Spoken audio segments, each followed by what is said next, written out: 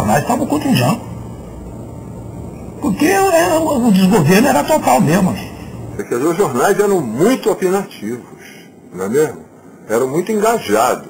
O movimento de 64, o papel da imprensa para que se tornasse vitorioso foi tão importante quanto o dos militares, até mais. A imprensa teve um papel decisivo. Veio o golpe, é uma coincidência, quer dizer, o Brasil estava no centro do noticiário internacional. Então chega um cinema que ele se opõe àquilo tudo que está acontecendo, foi realmente uma grande revelação, né, para o mundo.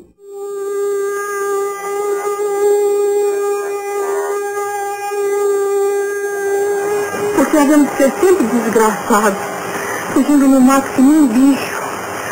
Podemos viver como sempre, fugindo que nem um bicho. O teatro brasileiro e o cinema brasileiro, eles foram importantes porque representavam de uma forma estética revolucionária, né? E traziam a realidade do mundo, né? Ideias e exemplos, né? Para a realidade brasileira. Né? E significaram para a juventude de 68, né?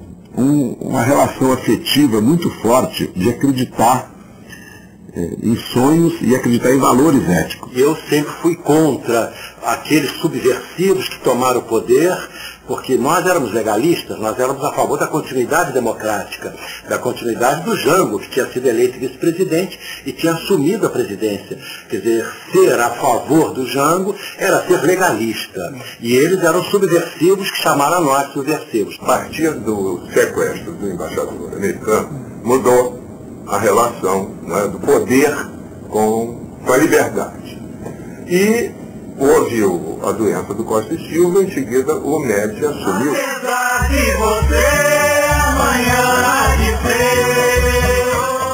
Vamos evidentemente contra o Médici, né, contra o regime, né, e muito bem feita, com uma letra fantástica, né, assim, você que inventou a tristeza, ora faça a fineza de desinventar.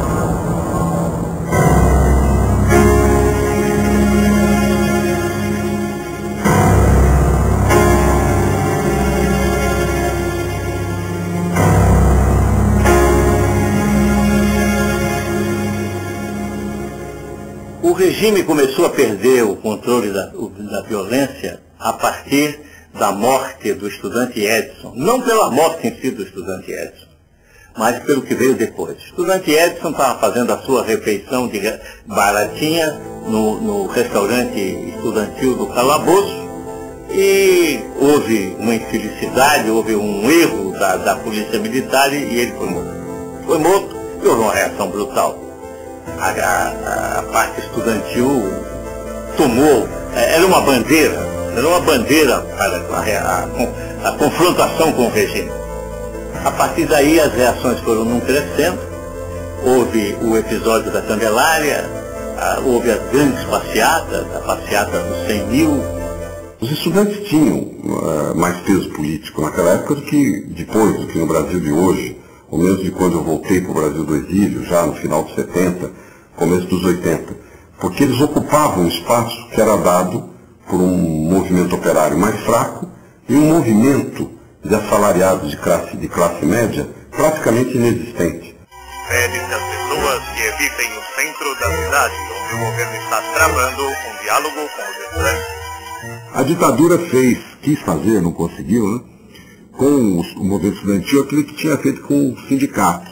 Estatuto padrão, recursos do governo, né? Você não podia cobrar anuidade, o recurso era do governo, já vinha no caixa da faculdade, inegibilidade, eleição indireta para DCE, OE e UNE, proibição de atividade política, fez uma carta da Lavoro para os estudantes. E nós derrotamos no plebiscito nacional, nós vencemos 80% dos estudantes em todo o país votaram.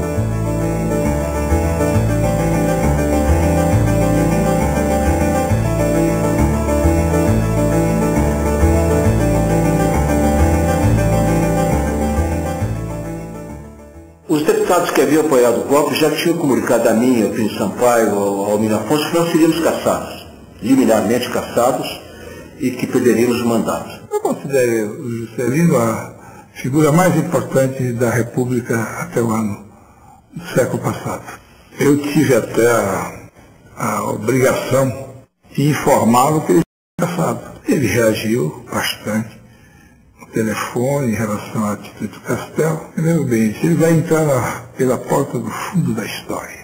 A partir de 68, aí nós fomos realmente amordaçados. Em 71 eu fui banido. Nessa época, foi a censura que Geisel fez, o Armando Falcão, no Balé Bolshoi, que passou para todo mundo menos para o Brasil, porque era uma expressão cultural da União Soviética. Você vê que coisa mais idiota. Mas essas idiotices existiram em muitos. Aliás, o letrista brasileiro, a partir daí, ele criou uma técnica, exercitou muito essa coisa de falar as coisas que ele ia falar através de metáforas, de maneira que a censura não entendesse o que ele falava e com a esperança de que o público entendesse. Pai, afasta de mim esse cálice. Pai, afasta de mim esse cálice. Pai, afasta de mim esse cálice. Aviso: é perigoso e ilegal ler esta sessão nas entrelinhas. Os militares têm problemas com os intelectuais e artistas porque nós somos uma categoria que não gosta de censura e que não tolera a repressão a ideias. O censor disse assim: eu não estou entendendo esta peça. Aí tem uma coisa aí dentro que eu não estou entendendo. Deve ser alguma coisa subversiva que eu não estou percebendo.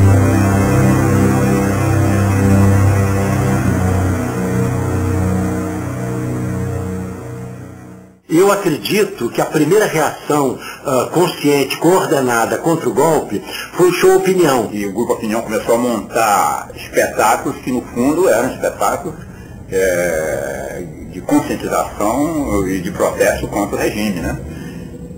O primeiro foi o famoso Show Opinião, com Nara Leão, Zequete e Rondo Vale, que estreou o nosso teatro. Graças a Deus nós tivemos esta participação. A música popular brasileira e o teatro brasileiro. Em qualquer manifestação libertária, arriscando a pele, arriscando prisão, arriscando bordoada, nós estávamos lá. A repressão é consequência da subversão. Se não tivesse subversão, não tinha repressão. Nós nunca prendemos ninguém que não tenha feito nada. Ato povo que está presídio, não admitimos passeata nem comício. Está todo mundo preso.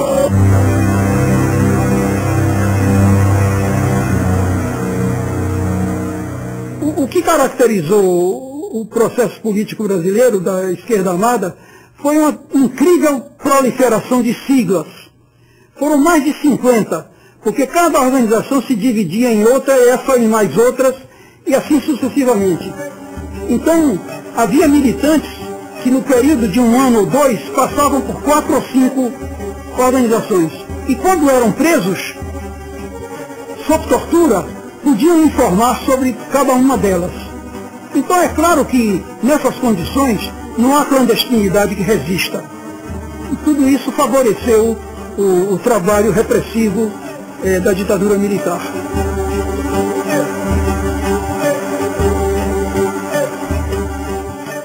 Olha, aqueles dois padres, né, o Aristides e o Guriu, dois padres franceses que estavam na região do Araguaia, uma região conflituosa, problemas de terra terríveis, etc. Esses padres tomaram partido, evidentemente, dos poceiros, dos trabalhadores do campo que estavam ali, tomaram partido. E como eram estrangeiros, vamos expulsá-los do país. Não queremos padres que venham de fora para fazer esse tipo de trabalho. Quando então morreu na tortura o estudante da USP, Alexandre Vanucci Leme, ele que era um grande líder entre os estudantes, se reuniram 11 mil estudantes, deram à noite, pelas 10, 11 horas, e queriam que eu fosse lá. E o senhor tem que celebrar uma missa lá, pelo Alexandre Vanucchi Leme em protesto. Eu disse, celebrar uma missa cercado de soldados, cercado de polícia, isso não vai repercutir em São Paulo. Vocês venham para a catedral. Aí, naquele momento, a catedral se encheu, em torno da catedral também, estudantes de todos os tipos, de todos os lugares, e a gente teve uma manifestação. Eu fiz um protesto contra a tortura ou contra qualquer tipo de tortura.